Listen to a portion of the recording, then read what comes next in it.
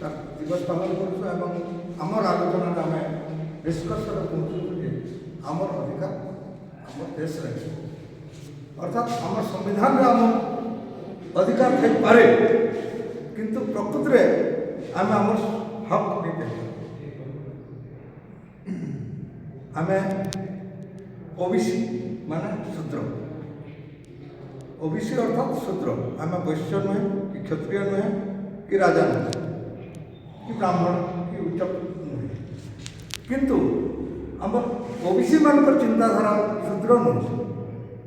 ଆମେ ସବୁବେଳେ ନିଜକେ ରାଜା ବି ବୋଲିକିରି ଭାବିଛୁ, ବୈଶ୍ୟ ବୋଲିକି ଭାବିଛୁ, ଆହୁରି ଉଚ୍ଚ ଜାତି ବୋଲିକିରି ଭାବିଛୁ ଏବଂ ଥିଲା। ଆଗରୁ ଆମେ ଉଚ୍ଚ ଜାତିରେ ବି ଥିଲା, ରାଜା ବି ଥିଲା, ସମ୍ଭ୍ରାନ୍ତ ବି ଥିଲା। ଆମର ସାରା ଭାରତରେ ଆମେ ଦିନେ ଶାସନ କରୁଥିଲା, ଯେନ୍ଟାକି ଆମେ ଯଦି ଉଦାହରଣ ଦେବା, ଆମର ମହାରାଜ ଅଶୋକ ମୌର୍ଯ୍ୟ, ସାହୁଜୀ ମହାରାଜ, ଏସବୁ ଆହୁରି ଯେନ୍ମାନେ ଥିଲେ ସମସ୍ତେ ବଢ଼ିଆ ରାଜା ସାମନ୍ତମାନେ ବି ଥିଲେ। କିନ୍ତୁ ତା ସତ୍ତ୍ୱେ ଆମେ ପଛୁଆ। ଆମେ ପଛୁଆ ହେବାର କାରଣ କାହିଁକି ଲାଗି ହେଲା, ଏଇଟା ଆମକୁ ହୃଦୟଙ୍ଗମ କରିବାକୁ ପଡ଼ିବ। ଆମର ସମ୍ବିଧାନର ଯେନ୍ ବ୍ୟବସ୍ଥା ଅଛି, ଆମେ କାହିଁକି ବ୍ୟବସ୍ଥାର ଉପର ସ୍ତର ତକ୍ ପହଞ୍ଚି ବି ପାର୍ବା ଏବଂ ନିମ୍ନ ସ୍ତରକେ କାହିଁକି ଆମେ ଯାଉଛୁ ତାର ବି ଆମକୁ ଷ୍ଟଡି କରିବା। ବହୁତ ଦିନ ପରେ ଭାରତର ଗୋଟେ ମାନେ ପରାଧୀନ ଭାରତ ହେଇଥିଲା। ସେ ପରାଧୀନ ଭାରତର ମୂଳ କାରଣ ହେଉଛି ଆମର ଚତୁର୍ବର୍ଣ୍ଣ ବ୍ୟବସ୍ଥା। ବ୍ରାହ୍ମଣ ମାନେ ପୂଜା କରିବେ, କ୍ଷତ୍ରିୟ ମାନେ କେବଳ ଯୁଦ୍ଧ କରିବେ, ବୈଶ୍ୟ ବୋଲି ସେମାନେ ଚାଷବାସ କରିବେ ଏବଂ ଶୂଦ୍ରମାନେ ସେବା କରିବେ। ଯାହାଫଳରେ କି ଭାରତ ଗୋଟେ ପରାଧୀନତା ପ୍ରବେଶ ହେଇଥିଲା। କେନ୍ତାକି ହେଇଥିଲା, କ୍ଷତ୍ରିୟମାନେ କେବଳ ଅଲଗା କୌଣସି ଲୋକ ଯୁଦ୍ଧ କରିପାରିବେ ନାହିଁ, ଖାଲି ଦେଖିବେ। ମାନେ ରାଜା ଗୋଟେ ରାଜା ସହିତ ଆଉ ଗୋଟେ ରାଜା ଯୁଦ୍ଧ କରିବା କ୍ଷତ୍ରିୟ ଦେଖେ, ସେ ଦେଶ ପ୍ରଜାମାନେ ସେ ଯୁଦ୍ଧର ହସ୍ତକ୍ଷେପ ନେବେ। ଇ ପରିସ୍ଥିତିରେ କାଣା ହେଇଛି, ବୈଦେଶିକ ଶକ୍ତି ଭାରତକୁ ପ୍ରବେଶ କରିବା ସୁଯୋଗ ପାଇଛି ଏବଂ ଭାରତର ତାର ଗୋଟେ ଆମର ଲୋକମାନଙ୍କୁ ମାନେ ପରାଧୀନ କରିବା ଅବସରଟା ମିଳିଛି। ଯେନ୍ ଶିକ୍ଷା ବ୍ୟବସ୍ଥା ବି ଥିଲା, କେବଳ ଶିକ୍ଷା ବ୍ୟବସ୍ଥାରେ ବ୍ରାହ୍ମଣ ଆଉ କ୍ଷତ୍ରିୟମାନେ ପାଠ ପଢ଼ବେ, ବାକି ବାଲେ ପାଠ ବି ପଢ଼ିବା। ଯାହାଫଳରେ ଆମର ଯେନ୍ ସମାଜଟା ଓବିସି ସମାଜ ଆଜି ଶୂଦ୍ରକୁ କିନ୍ତୁ ମାନୁଛୁ ଆମେ ଆୟ ସମାଜ ବୋଲିକି ଆମେ ଶିକ୍ଷାରେ ବହୁତ ଗୁଡ଼ିଏ କରିବା।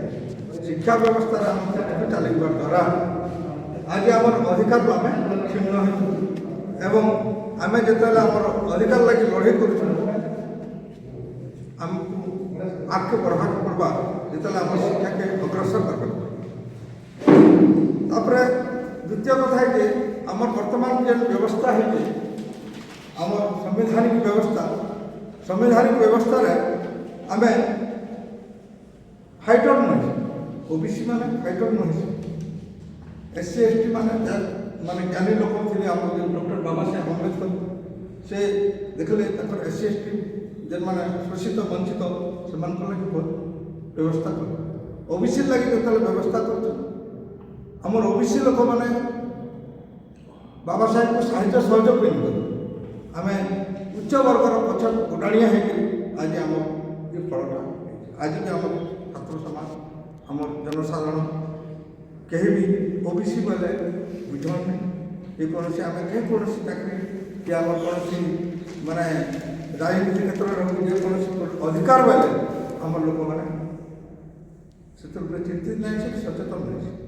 ଏସବୁଥିର କାରଣ ହେଉଛି, ଏସବୁଥିର କାରଣ ହେଲା ଆମର ଲୋକମାନେ ସେ ଉଚ୍ଚ ବର୍ଗର ଯେନ୍ ଅଛନ୍ ବ୍ରାହ୍ମଣ କ୍ଷେତ୍ରରେ ଏମାନଙ୍କର ସାଙ୍ଗେ ମିଶିବେ ଏବଂ ସେମାନଙ୍କର କଥା ମାନିବେ। ଆମର ଯେନ୍ ଅଧିକାର ମାଗନି, ହକ୍କେ ମାଗନି, ସେମାନେ ଯେନ୍ଟା କହିବେ ସେଟା ପାଇବାର ଲାଗି।